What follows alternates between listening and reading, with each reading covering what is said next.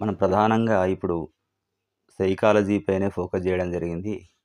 మరి దాదాపు మనం ఇప్పటివరకు ఒక 80% కంటే ఎక్కువనే అన్ని టాపిక్‌లు కవర్ చేయడం జరిగింది. మిగిలిన చిన్న చిన్న టాపిక్‌లు కూడా పూర్తి చేద్దాం. సో, దీంతో పాటు ఆల్రెడీ మన ఛానల్‌లో సోషల్ స్టడీస్‌కి సంబంధించినటువంటి కంటెంట్ ఉంది. సో, ఇట్లా క్వెషన్‌ల రూపంలో కాకుండా ఎక్స్‌ప్లనేషన్ వీడియోల రూపంలో ఉన్నది. దాదాపు ఒక 80% అబోవ్ 6థ్ నుంచి 10థ్ క్లాస్ వరకు సోషల్ లెసన్‌లన్నీ దానిలో వివరించబడ్డాయి. సో, ఎక్కువ టైం వేస్ట్ కూడా కాకుండా ఒక లెసన్ తీసుకొని దానిలో ఎగ్జామ్‌కి అవసరమైనటువంటి ప్రతి పాయింట్‌ని తీసుకొని దానిపైన ఈ వీడియోలు రూపొందించడం జరిగింది. సో, ఇవి మీకు తప్పకుండా సోషల్‌లో స్కోర్ చేయడానికి యూజ్ అవుతాయి గనక సో, వాటిని కూడా చూడండి. దాంతో పాటు మన వాట్సాప్ ఛానల్‌లో డిస్క్రిప్షన్ లింక్‌లో వాట్సాప్ ఛానల్ లింక్ ఇవ్వబడింది. దానిలో జాయిన్ కండి. మీరు రాస్తున్నటువంటి మీ ఇప్పుడు టెట్ అటెండ్ అయిన తర్వాత వచ్చినటువంటి క్వెషన్‌లు దీనిలో మీకు షేర్ చేయడానికి కొరకు గానీ, లేదనుకుంటే మీకేమైనా డౌట్లుంటే అడగడానికి గానీ, పరస్పరంగా కమ్యూనికేట్ చేసుకోవడానికి ఇది యూజ్ అవుతుంది. సో, నెక్స్ట్ క్వెషన్‌కెళ్ళిపోతే this age group is named as questioning age. ప్రశ్నించే వయస్సు అని ఈ వయోదశకు పేరు అంటుండిక్కడ. So, early adolescence, late adolescence, early childhood, late childhood, పూర్వ కౌమార దశ, ఉత్తర కౌమార దశ, పూర్వ బాల్య దశ, ఉత్తర బాల్య దశ. సో, నీ యొక్క టైం వేస్ట్ అవుతుంది గనక సో, ఆన్సర్ ఈజ్ 3 పూర్వ బాల్య దశ, ఎర్లీ చైల్డ్‌హుడ్‌లో ఇది ప్రశ్నించేటువంటి వయస్సు. నెక్స్ట్ క్వెషన్ తీసుకుంటే బ్రిడ్జెస్ ప్రకారం శిశువుల్లో ఏర్పడే మొట్టమొదటి ఉద్వేగం. బ్రిడ్జెస్ ఆయన చెప్పిన ప్రకారం శిశువుల్లో ఏర్పడే మొట్టమొదటి ఉద్వేగం ఏమిటి అని అంటుండు ఇక్కడ. సో, ఉత్తేజం, కోపం, విచారం, ఆహ్లాదం. తెలుగు వర్డ్స్ కొంచెం కొత్తగా ఉంటే ఇంగ్లీష్‌లో చూడండి. Excitement, anger, distress, delight. So, మొట్టమొదట ఏర్పడేటువంటి ఉద్వేగం పిల్లల లోపల ఉత్తేజం అంటే ఇదేంటిది ఎక్సైట్‌మెంట్ అనేది ఏర్పడుతుంది. తర్వాత this is not component of products in Guilford model of intelligence. Guilford ప్రజ్ఞాస్వరూప సిద్ధాంతాల లోపట ఉత్పన్నాలు అంటే ప్రొడక్ట్స్ అనేటువంటి విభాగం కింద ఉన్నటువంటివి ఇవి ఇక్కడ 3, 4 ఇవ్వడం జరిగింది. అంటే అందులో ఒకటి కాదు అంటుండు. అంటే గిల్ఫర్డ్ సిద్ధాంతం లోపట 3 అంశాలు ఉంటవి. దానిలో ఉత్పన్నాలు అనే దాంట్లో సబ్ టాపిక్స్ ఏంటి అని అంటుండు ఇక్కడ. సో, లేనిది అనుకుంటుండు కనుక మనం దాన్ని తీసేసుకుందాం. 4థ్‌ది మూల్యాంకనం తీసేసిండు. యూనిట్లు, తరగతులు, సంబంధాలు ఈ 3 గిల్ఫర్డ్ ప్రజ్ఞా స్వరూపంలోని ఉత్పన్నాలకు చెందినటువంటివి. నెక్స్ట్ క్వెషన్ ఇక్కడ ఉంది. Match the following and identify the correct answer. ఇక్కడ మ్యాచ్ ద ఫాలోయింగ్ ఇచ్చింది కనుక డైరెక్ట్ ఆన్సర్ని చూసే ప్రయత్నం చేద్దాం. ఎక్కువ టైం వేస్ట్ కాకుండా ఉంటుంది మీకు. సో, ద ఆన్సర్ ఈజ్ 4 అంటుండు. చాలా వరకు ఆన్సరు మ్యాచ్ ద ఫాలోయింగ్ వాటికి 4 వస్తుంది. ఇక్కడ తీసుకుంటే 1B స్టాన్లీ హాల్ శిశు అధ్యయన పద్ధతులను రూపొందించడం జరిగింది. Stanley hall. రెండవది సి జోహాన్స్ ముల్లర్ నిర్దిష్ట నాడీ శక్తుల సిద్ధాంతం. థర్డ్ ఏ జాన్ డ్యూయి ప్రయోగ పాఠశాలలు. Fourth one Froebel Friedrich child nurture and activity institute. So, ఇక్కడ స్టాన్లీ హాల్ ఏమో శిశు అధ్యయన పద్ధతులను రూపొందించడం జరిగింది. జోహాన్స్ ముల్లర్ నిర్దిష్ట నాడీ శక్తుల సిద్ధాంతం, జాన్ డ్యూయి ప్రయోగ పాఠశాలలు, Froebel Frederick child nurture and activity institute.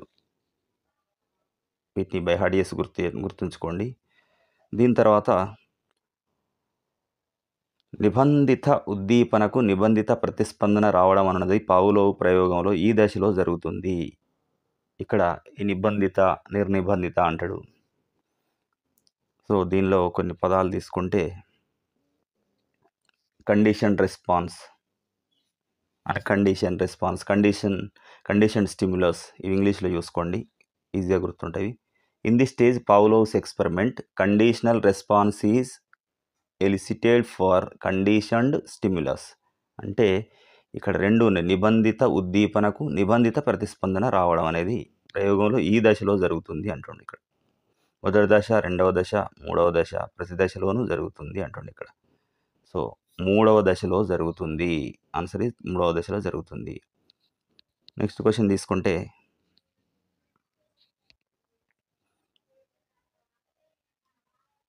నవ్యత, ధారాళత, సరళత అనేవి దీనికి చెందినవి అంటుండు.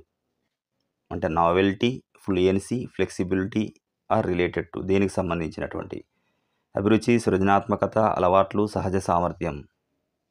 దీన్ని ఇంగ్లీష్లో కూడా చూడండి. ఇంట్రెస్ట్, క్రియేటివిటీ, హ్యాబిట్స్, యాప్టిట్యూడ్ దీనికి చెందినది. ఏవి చెందినవి? Novelty, fluency, flexibility. నవ్యత, ధారాళత, సరళత అనేటి. సో సృజనాత్మకతకి చెందినటువంటివి. అంటే క్రియేటివిటీకి సంబంధించి ఏ ఉండాలి? క్రియేటివ్గా ఉండాలంటేనే జనరల్గా మరి నావెల్టీ కొత్తగా ఉండాలి, నవ్యత, ఫ్లూయెన్సీ ఉండాలి, ఫ్లెక్సిబుల్గా ఉండాలి. నెక్స్ట్ క్వశ్చన్కి వెళ్ళిపోతే the word cognito in Latin means. Latin భాషలో కాగ్నిటో అనే దాని యొక్క మీనింగ్ ఏమిటి అంటుండు. సో లాటిన్ భాషలో కాగ్నిటో అనగా అభ్యసనం, తార్కికత, జ్ఞానం, ఆలోచన. సో ఇక్కడ 3, 4 2 ఇచ్చిండు. ఇక్కడ ఫైనల్కి లోపడు జ్ఞానం లేదా ఆలోచన, నాలెడ్జ్, థాట్, రెండు కూడా కాగ్నిటో కిందికి వస్తాయి. ఇది లాటిన్ భాషలో ఉన్నటువంటి పదం. నెక్స్ట్ క్వశ్చన్, సగటు ప్రజ్ఞావంతుల ప్రజ్ఞాలబ్ధి విలువ. సగటు ప్రజ్ఞావంతులు అంటే ఎవరు? Average intelligent persons. So intelligence question, IQ of an average intelligent person is 390 to 109. కొన్నిసార్లు 90 to 110 కూడా రావడం జరుగుతుంది. Next question, find the correct pair. ఇక్కడ educational determinism, on memory, animal intelligence, the process of education వాటి సిద్ధాంతీకరించినటువంటి వాళ్ళను add చేయడం జరిగింది.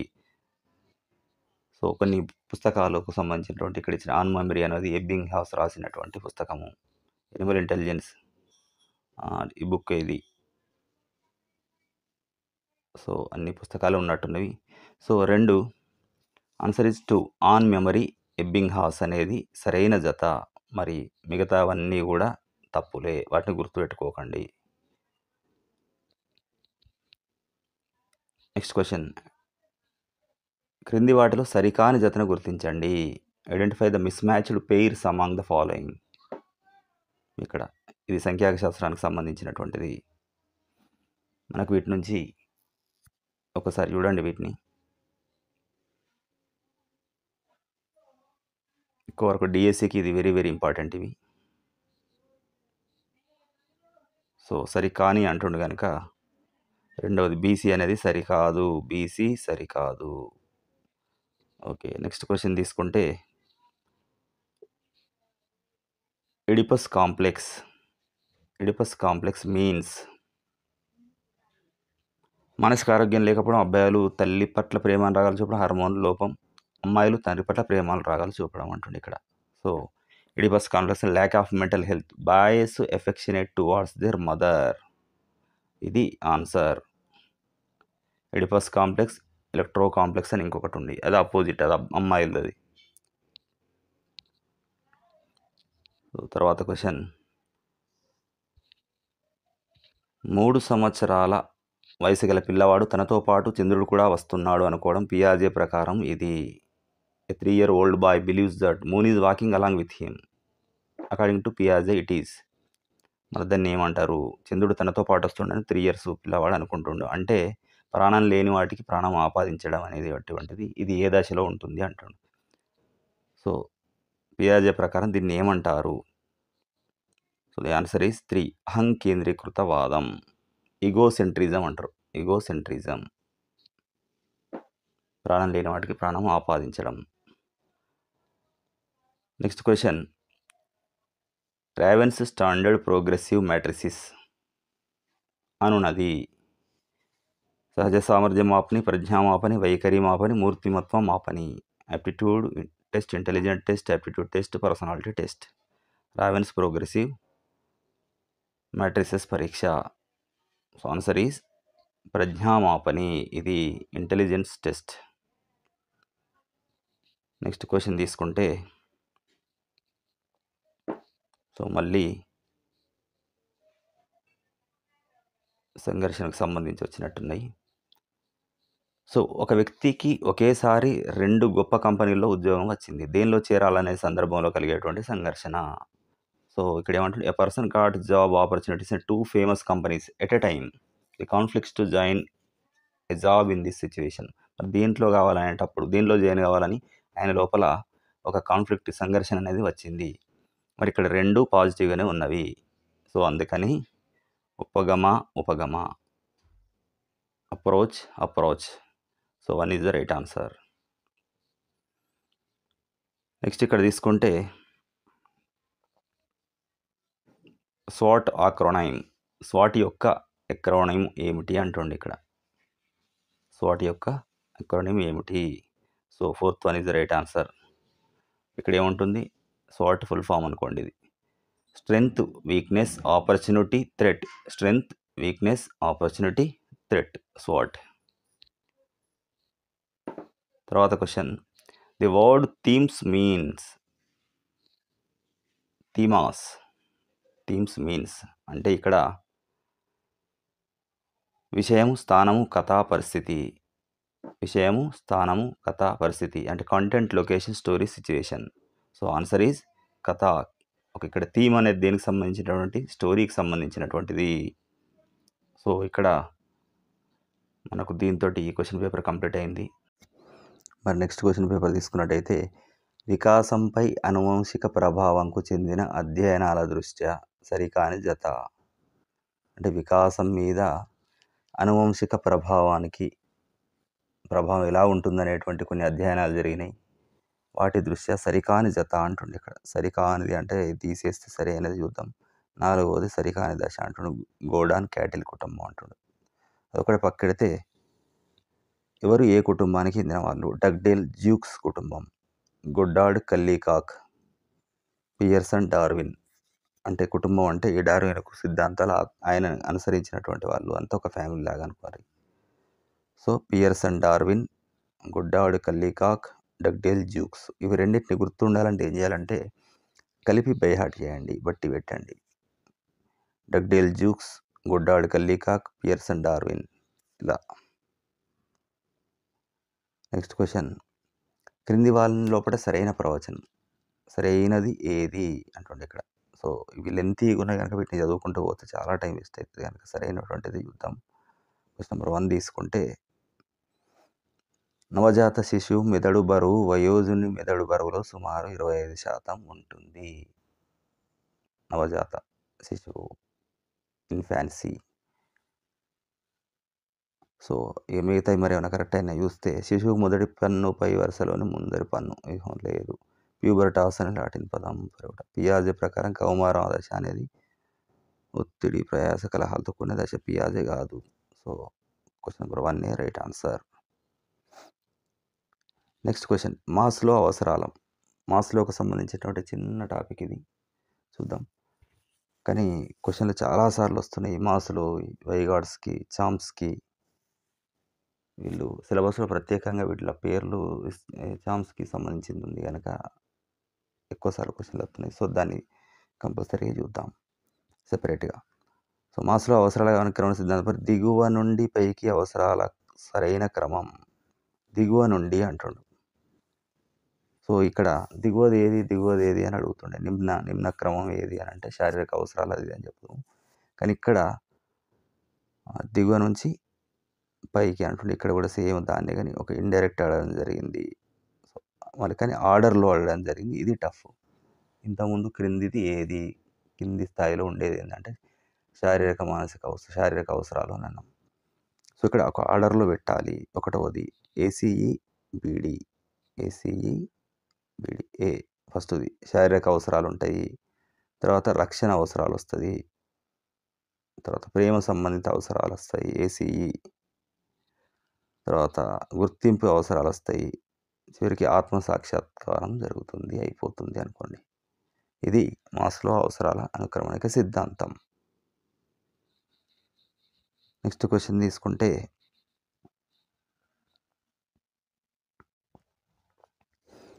భాషా వికాసంలో పుట్టుకతోనే సహజ సిద్ధమైనటువంటి నిర్మాణాలు మరి యంత్రాంగాలు మెదడులో ఉంటాయని తన భాషా వికాస సిద్ధాంతంలో పేర్కొన్నవారు. తన భాషా వికాస సిద్ధాంతం లోపట పుట్టుకతోనే కొన్ని సహజ సిద్ధమైనటువంటి నిర్మాణాలు, యంత్రాంగాలు మెదడులో ఉంటాయి, భాషకు ఉపకరిస్తాయని చెప్పడం జరిగింది. సో ఈ భాషా వికాస సిద్ధాంతాన్ని వేసినటువంటి నోమ్ చోమ్స్కీ. సో ఈ నోమ్ చోమ్స్కీ మరియు మాస్లోకి సంబంధించినటువంటి చిన్న చిన్న టాపిక్ల మీద మనం ఇంకా వీడియో చేయడం జరగలేదు. సో దీన్ని త్వరలో కంప్లీట్ చేద్దాం. సెకండ్ వన్ ఆన్సర్ అయిపోయింది. నెక్స్ట్,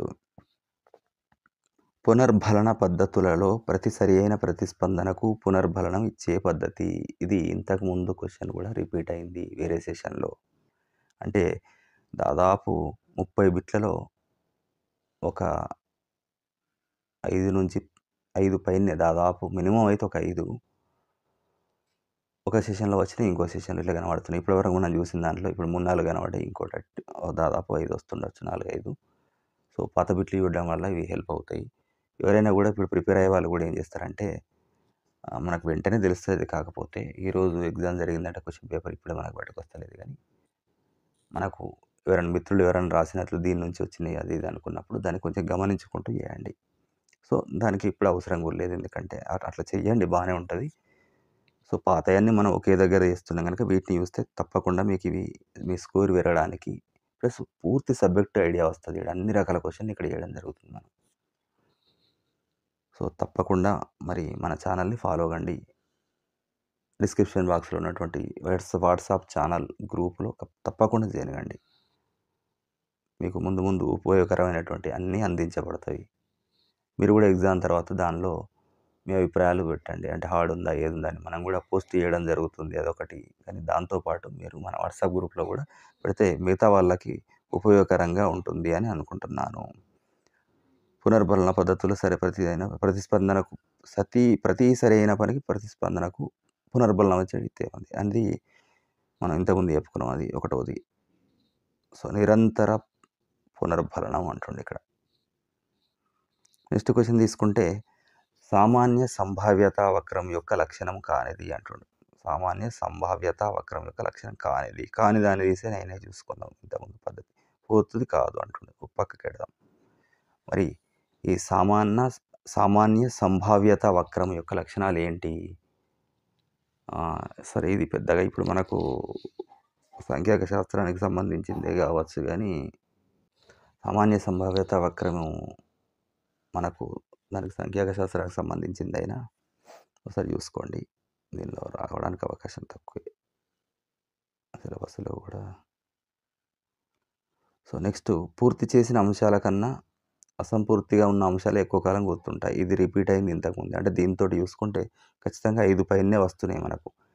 అంటే ఒక టర్మ్లో జరిగినటువంటి ఎగ్జామ్ ఇది డిఎస్సి 2025 ఏపీ డిఎస్సికి తీసుకున్నటువంటిది కనుక ఈ క్వశ్చన్లు అన్నిటిని చూస్తే ఏం తెలుస్తుందంటే, క్వశ్చన్లు దానిలో రిపీట్ అవుతున్నాయి ఎక్కువ వరకు. ఇప్పటికే మనకు ఒక 5-6 దాకా వచ్చినాయి. సో తప్పకుండా ఇవి మనకు హెల్ప్ అవుతాయని గ్యారంటీ అనిపిస్తుంది. సో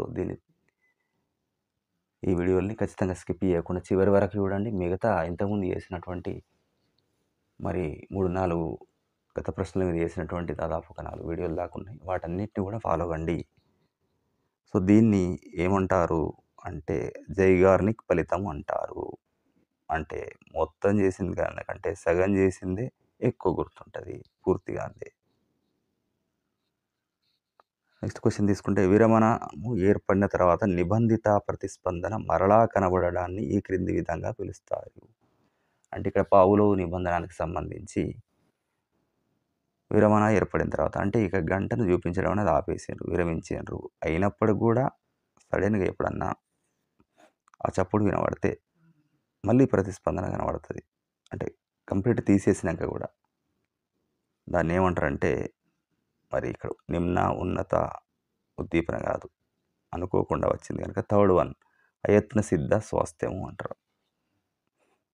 అంటే ఈ గంటకి, ఆహారానికి సంబంధాన్ని మనం లింకు లేకుండా చేసినా కూడా తర్వాత కొద్ది రోజులు ఆ పాత అలవాటు సడెన్‌గా రావడం జరుగుతది అప్రయత్నంగా. మళ్ళీ గంట కొట్టంగానే చేస్తది. చాలా రోజుల తర్వాత కూడా వదిలిపెట్టినాక కూడా. సో, ఒక మనోవిజ్ఞాన శాస్త్రవేత్త ఒక వ్యక్తి యొక్క మూర్తిమత్వాన్ని అర్ధరహిత ఉద్దీపనలకు సమాధానాలు రాబట్టి అంచనా వేశాడు. అది ఆ వ్యక్తి యొక్క అచేతన ప్రేరణలను, అనుభూతులను అంచనా వేయుటకు ఉపయోగపడ్డాయి. ఇక్కడ మనోవిజ్ఞాన శాస్త్రవేత్త ఉపయోగించిన పరీక్ష అంటుండు ఇక్కడ. చూడండి ఇంత లాజిక్ ఇచ్చిండో. వ్యక్తి యొక్క మూర్తిమత్వాన్ని అంచనా వేయడానికి ఒక పరీక్ష పెట్టడం జరిగింది. అది ఎట్లుందట? అర్ధరహిత ఉద్దీపనలకు సమాధానాలను రాబట్టి అంచనా వేశాడు. ఆయన ఇచ్చిన ఉద్దీపన చూపెట్టింది ఏంటిది? అర్ధరహిత ఉద్దీపనను చూపెట్టడం జరిగింది. దాని ద్వారా అంచనా వేసింది. ఆ వ్యక్తి యొక్క అచేతన ప్రేరణలు, అనుభూతులను అంచనా వేయటం కంటే మనం ముందే చెప్పుకున్నాం. ఇది డైరెక్ట్‌గా అడుగుతే అయిపోతే ఇది ప్రక్షేపక పరీక్ష. అంటే మన అచేతనంలో దాగి ఉన్నాయి, ఎవరికి తెలవయి అచేతనంలో ఉన్నాయి. కానీ వాటిని కూడా బయటకు లాగడానికి మనకు అర్థం కానట్టు అట్లాంటి ఒక ఉద్దీపన కలిగిస్తాడు. అంటే ఒక సిరామరకలు చూసి దీన్ని చూసి నీకేమనిపిస్తుంది అంటాడు. మనకు తెలవకుండానే మన ఇంటర్నల్‌గా దాగి ఉన్నటువంటి అభిప్రాయాలు బయటకొస్తాయి. దీని ఇదొక స్టోరీ చెప్పు అన్నాడు అనుకోండి. ఆ మరకల్ని చూసి ఒక్కొక్కరు ఒక్కో రకంగా ఆలోచిస్తారు. సో, నెక్స్ట్ గిల్ఫర్డ్ ప్రజ్ఞాస్వరూప సిద్ధాంతం నిన్నటి వీడియోలో వచ్చింది. గిల్ఫర్డ్ ప్రజ్ఞాస్వరూప సిద్ధాంతంలో పేర్కొన్న విశేషకాలు ఏమిటి అంటున్నాం. 3 విశేషకాలు ప్రధానంగా ఉంటవి. అవి మనకు తెలుసు. అవి ఏవి? విషయాలు, ప్రచాలనాలు, ఫలితాలు.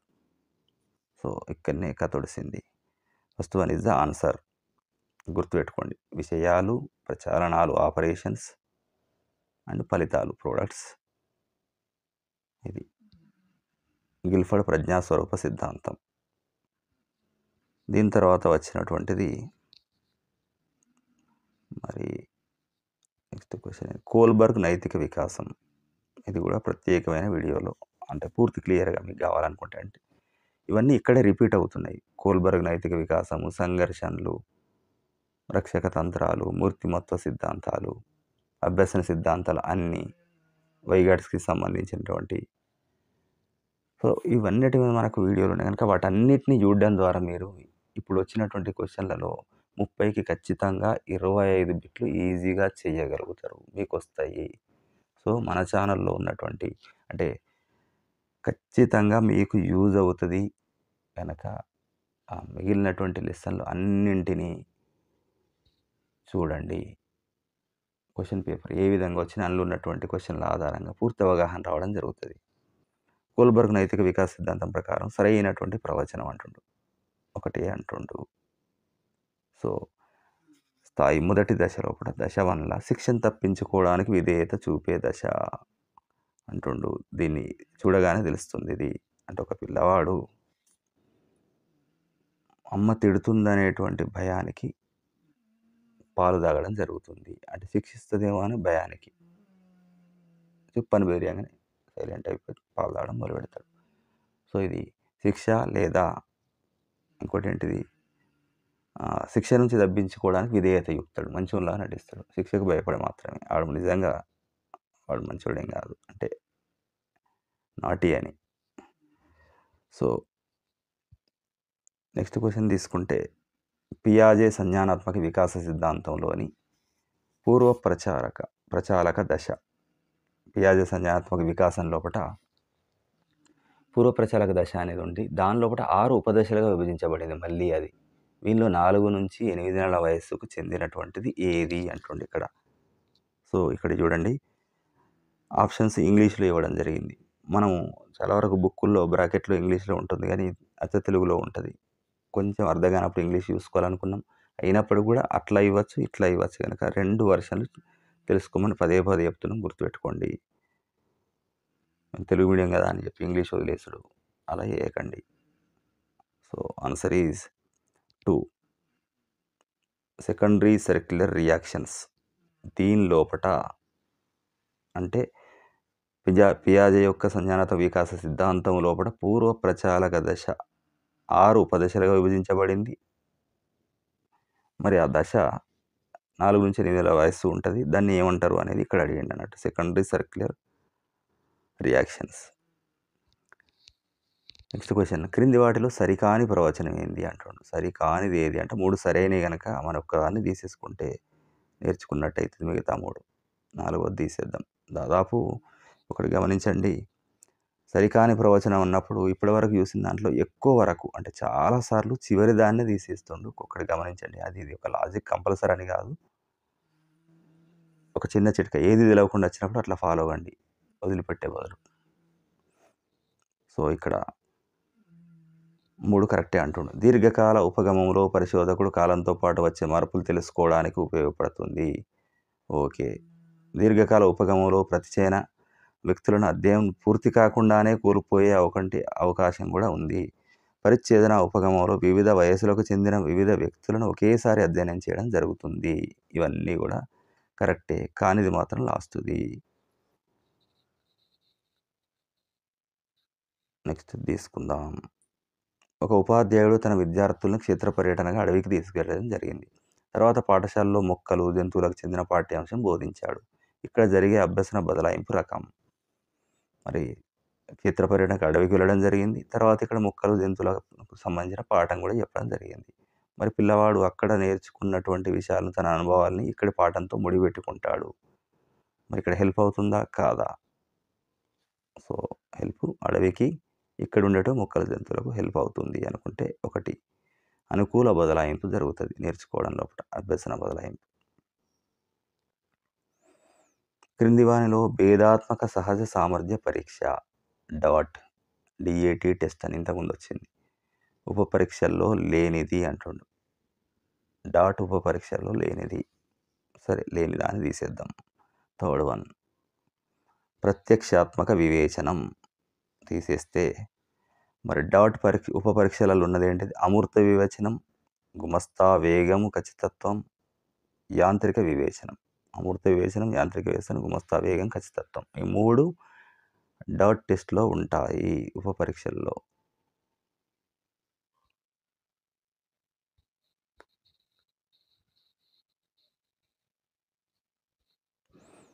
సరికాని జతను గుర్తించండి. సహజ సామర్థ్యం, వైఖరి, మూర్తిమత్వం, ప్రజ్ఞ వీటికి సంబంధించినటువంటి వీటిని పరీక్షించడానికి పక్కన టెస్టులు ఇచ్చారు. మరి సరికాని జతను తెలపండి అంటుండే కనుక దీన్ని తీసేద్దాం. దీని గురించి పట్టించుకోకండి. సరైనటువంటి వాటిని గుర్తుంచుకోవడానికి ప్రయత్నం చేయండి. ఎగ్జామ్లో హెల్ప్ అవుతాయి. సహజ సామర్థ్యం seashore measures of musical talents. Musical talents లోపల సహజ సామర్థ్యమే మ్యూజిక్ టాలెంట్ అనేది కూడా. సో దాన్ని కొలవడానికి ఉపయోగపడుతుంది. మూర్తిమత్వం వాక్య పూర్ణ పరీక్ష. కంప్లీట్ ద సెంటెన్స్ అనేటువంటి ఒక టెస్ట్ ఉంటుంది. డాష్ లాగా ఇచ్చి దాన్ని ఒకటి ఇచ్చి నెక్స్ట్ ఏమనుకుంటున్నావు అన్నట్టు దాన్ని పూరించు అంటాడు. అప్పుడు సైకాలజీ మనది. మన సైకాలజీ ఏంది, మన వ్యక్తిత్వం ఏంది అనేది భయపడుతుంది. దాన్ని అట్లా టెస్ట్ చేస్తారు అన్నట్టు. నెక్స్ట్ ప్రజ్ఞ డ్రా ఏ పర్సన్ టెస్ట్. ఇంతకుముందే మనం వచ్చింది అది. ఇది చదువుకోని వారికి నిష్పాదన పరీక్ష అంటారు దీన్ని. అశాబ్దిక నిష్పాదన పరీక్ష అంటే శాబ్దిక అంటే చదువుకున్న వాళ్ళకు అంకెలు, సంఖ్యలు, అక్షరాల ద్వారా. అది లేని వారికి ఇలా.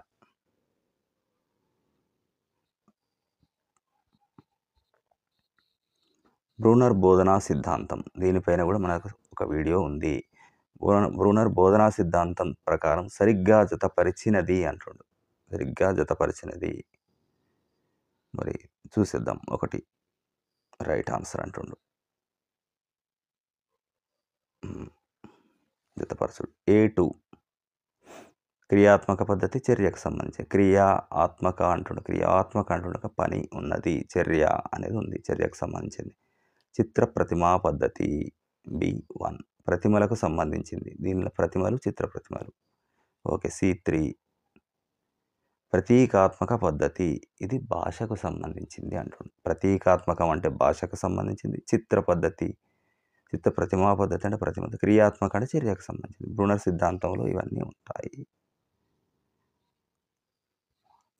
Next question. ఒక ఉపాధ్యాయుని తన పాఠశాల విద్యార్థులను క్షేత్ర పర్యటనకు తీసుకువెళ్ళదలిచింది. ఒక టీచర్, ఒక మేడం, తన స్టూడెంట్స్‌ని క్షేత్రపరంగా తీసుకెళ్లాలనుకుంది. ఆమె విద్యార్థుల అభిప్రాయం కనుగొని వారిలో ఎక్కువ మంది అభిప్రాయాలను స్వీకరించి క్షేత్ర పర్యటన స్థలాన్ని నిర్ధారించింది. ఆమె నాయకత్వం ఏ రకం? సో, ఇక్కడ నాయకత్వం అనేటువంటిది కూడా ఒక చిన్న టాపిక్‌గా ఇవ్వడం జరిగింది సిలబస్‌లో. సరే, తక్కువ ప్రశ్నలు వస్తున్నప్పటికి కూడా అక్కడక్కడ వస్తున్నాయి. మరి ఫుల్లు 30/30 టార్గెట్ పెట్టుకోవాలి గనుక వాటిని కూడా మనం కవర్ చేద్దాం. సో, మీరు కూడా దీన్ని నిర్లక్ష్యం చేయకండి. సో, ఇక్కడ నిర్లక్ష్యపూర్వక నాయకత్వం ఇది అపోజిట్ ఉంది. అధికారపూర్వకం లేదు. ఆమెనే నిర్ణయాలు తీసుకుని అధికారపూర్వకం. సో, ఇక్కడ ప్రజాస్వామ్యము ప్రజాస్వామ్యం ప్రజల అభిప్రాయమే మనది. కనుక థర్డ్ వన్ ఆన్సర్ ప్రజాస్వామ్య నాయకత్వాన్ని కలిగి ఉంది. అందరిని అడిగి స్వీకరించి చేస్తుంది. ప్రజాస్వామ్య పద్ధతిలో పాటిస్తుంది, వెళ్తుంది.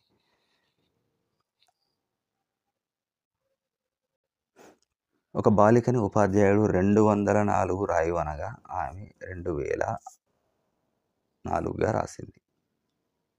గణితంలో అనేక తప్పులు చేస్తుంది. మరి ఆమె లోపల ఉన్నటువంటి అభ్యసన వైకల్యం ఏమిటి? ఇది ప్రత్యేక అవసరాలు గల పిల్లలు. అంటే ప్రత్యేక అవసరాలు గల పిల్లలు నిజానికి చాప్టర్ కొంచెం పెద్దగా ఉన్నట్టు ఉంటుంది కానీ దాన్ని కొంచెం దాని మీద ఒక సమగ్రమైనటువంటి వీడియో చేద్దాం అనుకుంటున్నాం. ఒకవేళ మీకు కావాలనుకుంటే మీరు కూడా కామెంట్ చేసి చెప్పండి.